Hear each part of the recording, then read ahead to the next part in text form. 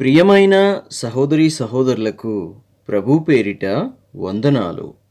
ఈరోజు ప్రభువైన యేసుక్రీస్తు యొద్ద నుండి మీకు బంగారు మాట, దేవుని వాగ్దానము. తిమోతికి రాసిన 2వ పత్రిక 2వ అధ్యాయము 12వ వచనము. సహించిన వారమైతే ఆయనతో కూడా ఏలుదుము. ఆయనను ఎరుగమంటే మనలను ఆయన ఎరుగనను. సహోదరి సహోదరులారా, క్రీస్తు కోసము మనము సహించేవారిగా ఉండాలి. శ్రమలను సహించేవారిగా, ఆకలిని సహించేవారిగా, నిందలను సహించేవారిగా మనము ఉండాలి. ఇంకా దేవుడి కొరకు అవమానాలను సహించేవారిగా మనము ఉండాలి. దేవుని కొరకు నెట్టివేతలను సహించేవారముగా మనము ఉండాలి. లోకస్తులకు క్రీస్తు ప్రేమ అర్థం కాదు. లోకస్తులకు క్రీస్తు త్యాగము అర్థం కాదు. లోకానుసారంగా, ఇష్టానుసారంగా జీవించే వారికి క్రీస్తును గూర్చిన వార్త, క్రీస్తును గూర్చిన విషయము, క్రీస్తును గూర్చిన మాట వెర్రితనంగా కనబడుతుంది. అలాంటప్పుడు లోకము క్రీస్తుని అంగీకరిస్తున్న మిమ్ములను వెర్రివారిగాను, పిచ్చివారిగాను చూస్తారు. వెక్కిరిస్తారు, నిందలు వేస్తారు, దూషిస్తారు, నెట్టివేస్తారు. అవును, చాలామంది యేసుక్రీస్తుని నమ్ముకున్నందుకు కులములో నుండి వెలివేయబడిన వారు ఉన్నారు. కానీ వారు క్రీస్తు కోసం నిలబడి ఈరోజు తలగానే ఉన్నారు, కానీ తోకగా మాత్రము లేరు. సహోదరి సహోదరులారా, అలాగే చాలామంది నిందలు, చాలామంది అవమానాలు, చాలామంది నెట్టివేతలకు గురయ్యారు. అయినా సరే విశ్వాసంతో, నమ్మకంతో ప్రభువుని పట్టుకొని, ప్రభువునే అంటిపెట్టుకొని, మీకంటే నాకు ప్రభువే ఎక్కువ అని ప్రభువు కోసం నిలబడిన వారు ఈనాడు తలగా ఉన్నారు. కానీ ఎవ్వరిని కూడా దేవుడు తోకగాను, తక్కువగాను, హీనస్థితిలో ఎవరిని కూడా ఉంచలేదు. నమ్ముట నీ వలనైతే నమ్మువానికి సమస్తము సాధ్యమే అని చెప్పిన మన దేవుడు మనకి ఉండగా మనకేంటి కొదువ, మనకేంటి లోటు, మనకేంటి తక్కువ? కాబట్టి మనము సహించాలి.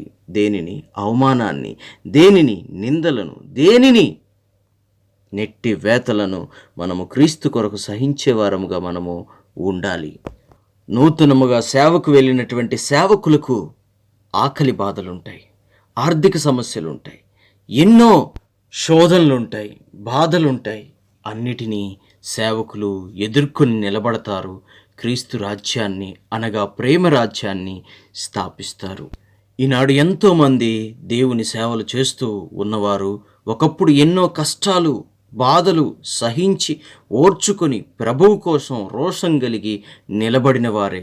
మీరు సర్వలోకమునకు వెళ్ళి సర్వసృష్టికి సువార్తను ప్రకటించండి అని ప్రభువైన యేసుక్రీస్తు ఇచ్చిన పిలుపుకు ప్రతిస్పందించే వాళ్ళు అతి కొద్ది మందే.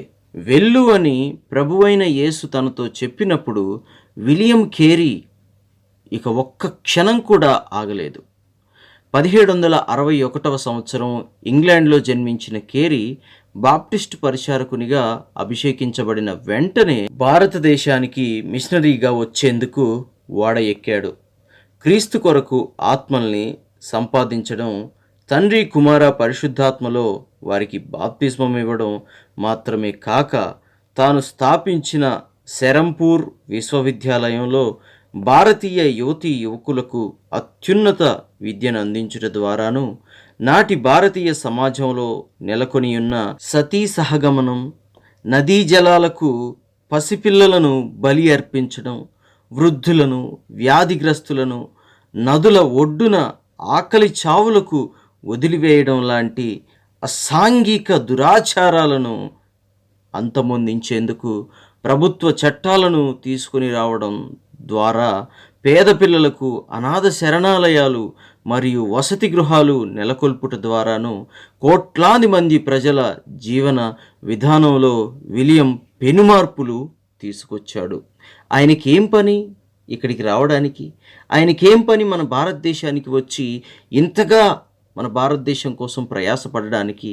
ఎందుకు ఇదంతా చేశాడు అంటే, దీనంతటికీ కారణం ప్రభువైన యేసుక్రీస్తు. మీరు సర్వలోకమునకు వెళ్ళి సర్వ సృష్టికి సువార్తను ప్రకటించుడి అని దేవుడు పలికిన మాట. ఆ ఒక్క మాట విలియం కేరీని భారతదేశానికి తీసుకొచ్చింది. ఈనాడు భర్త చనిపోయినా కూడా మన భారతదేశంలో స్త్రీలు ఇంకా అలాగే బ్రతుకుతున్నారు అంటే దానికి కారణం విలియం కేరీ గారు.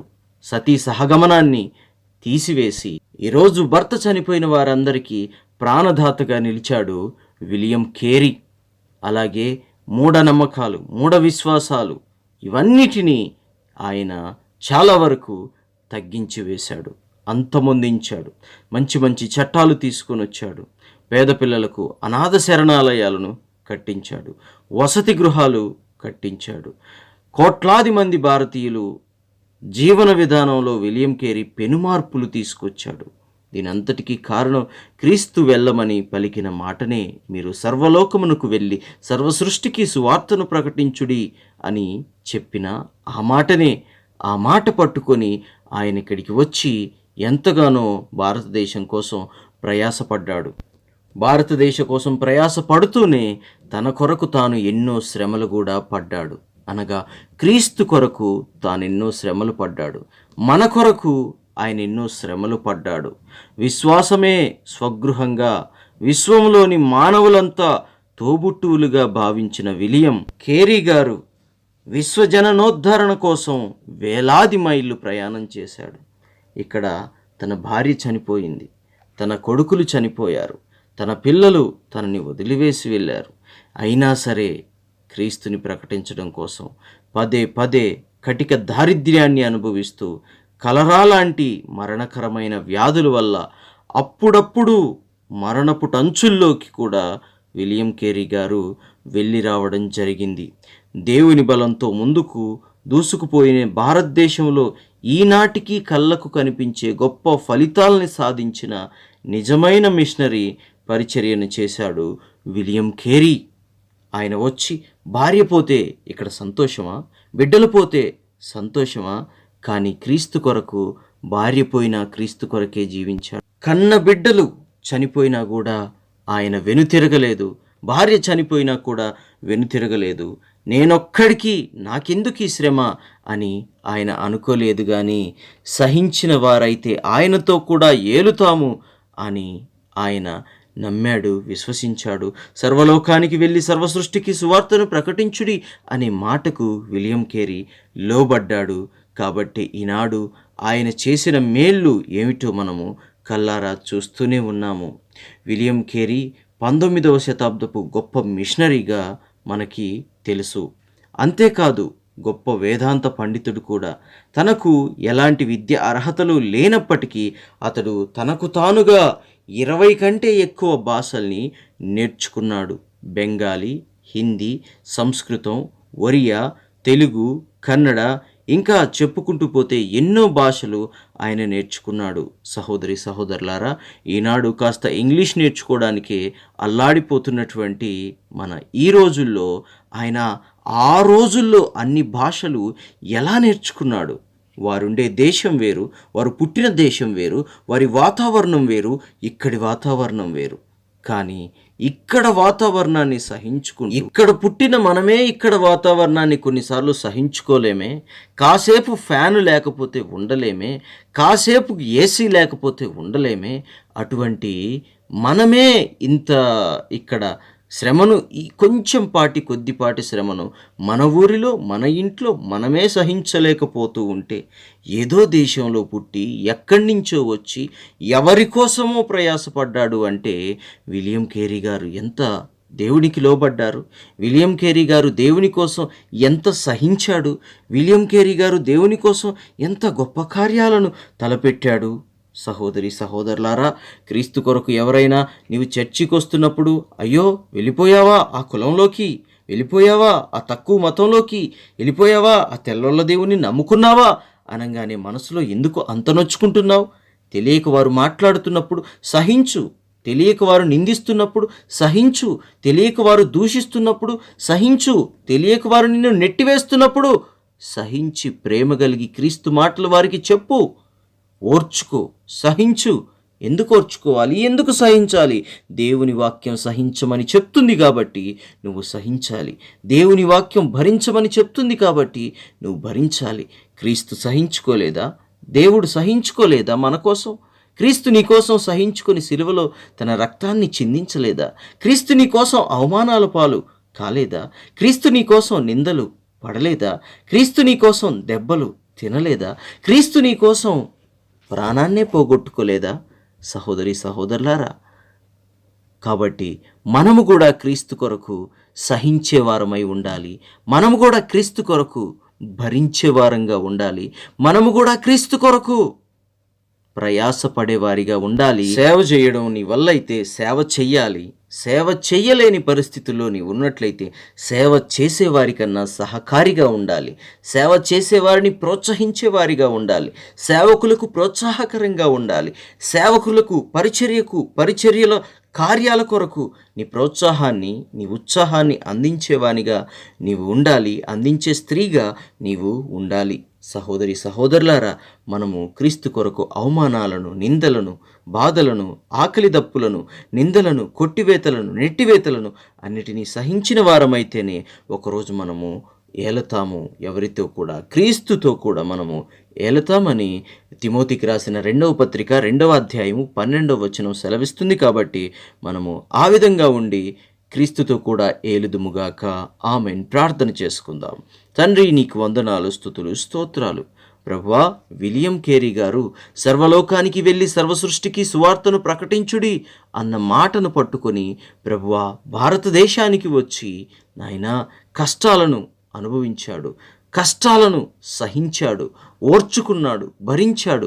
తన కుటుంబము తనను విడిచిపోయినా సరే, తన భార్య, తన బిడ్డలు తనకి దూరమైనా సరే, నాయనా ఇక్కడ భారతదేశాన్ని బాగు చెయ్యాలి అనేటువంటి ప్రయాసతో నీ కోసం, నీ కొరకు ఎక్కడ నుండో వచ్చిన ఆయన అంతగా సహించినట్లయితే భారతదేశంలో ఉంటూ, భారతీయులుగా ఉంటూ, భారతదేశంలో తెలుగు రాష్ట్రాలలో ఉంటూ, తెలుగు వారమై ఉంటూ కేవలము ఇక్కడ నీ కొరకు నిందలు భరించలేని వారం మేమైనట్లయితే నాకు తెలిసి మేము వ్యర్థులమే ప్రభు. కాబట్టి నాయన, మీ కొరకు నిందలు భరించాలి, కొట్టివేతలను భరించాలి, నెట్టివేతలను భరించాలి నాయన. నిందలు, అవమానాలు కలిగి నీ కొరకు మేము ముందుకు సాగుతూ క్రీస్తు రాజ్యాన్ని అనగా ప్రేమ రాజ్యాన్ని కట్టేవారముగా మేము లేకపోయినట్లయితే ప్రభువా, అది నీకు అంగీకారము కాదు. కాబట్టి మేము నీ కొరకు అన్నిటినీ సహించుకుంటూ నిన్ను వలె నీ పొరుగువాణ్ణి ప్రేమించు అనేటువంటి ప్రేమ రాజ్యాన్ని నిర్మించేవారిగా మేము ఉండాలని యేసుక్రీస్తు నామములో ప్రార్థిస్తూ ఉన్నాము తండ్రి. ఆమెన్. ప్రభువా, ఈరోజు ప్రార్థనలో ఏకీభవించిన ప్రతి బిడ్డను, ప్రతి కుటుంబాన్ని మీరు ఆశీర్వదించండి, దీవించుమని సర్వోన్నతమైన జీవము కలిగిన యేసుక్రీస్తు నామములో ప్రార్థించుచూ ఉన్నాము తండ్రి. ఆమెన్. తండ్రి, కుమార, పరిశుద్ధాత్మ త్రియేక దేవుని ప్రేమ, దీవెన సదాకాలం తోడై ఉండి మీకు చక్కగా నడిపించునుగాక. ఆమెన్.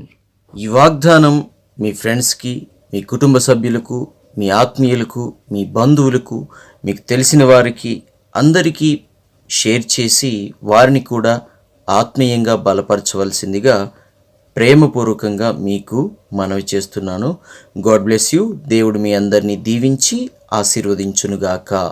ఆమెన్.